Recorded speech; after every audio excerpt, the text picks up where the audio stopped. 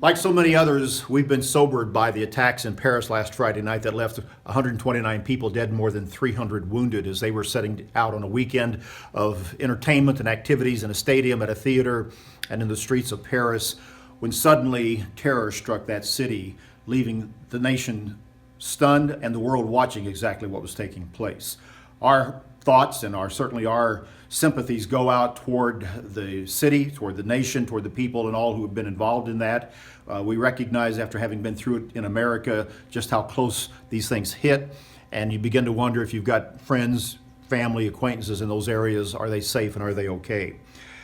This is going to be playing out for a number of days, and the ultimate ramifications of it. I feel a bit sobered by it, because just a day earlier I had done a Beyond Today program along the lines of why they hate us and the spirit of hatred, speaking about the hatred focused on the West by Islamic fundamentalist groups out of the Middle East over the recent years, and the real root cause of these problems. In that program, we went back to the deeper spiritual roots. That'll be airing in a few weeks on Beyond Today television. But as we look at this and wait and see what the reactions will be, it's sobering to recognize that Europe itself is going through a number of changes.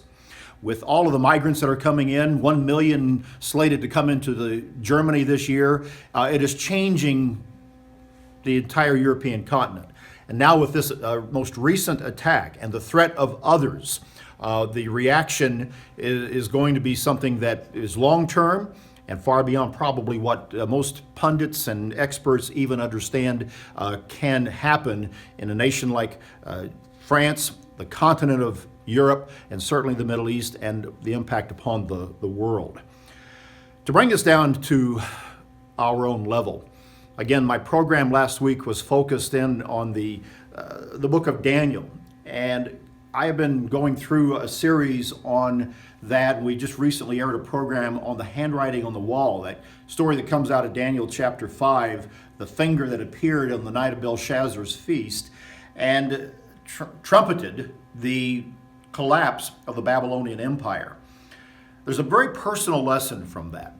As Babylon was numbered and weighed and divided and found wanting and judged by God, all of us can take a lesson from that. And as we look at what has happened in France and what yet might happen, these are very serious times.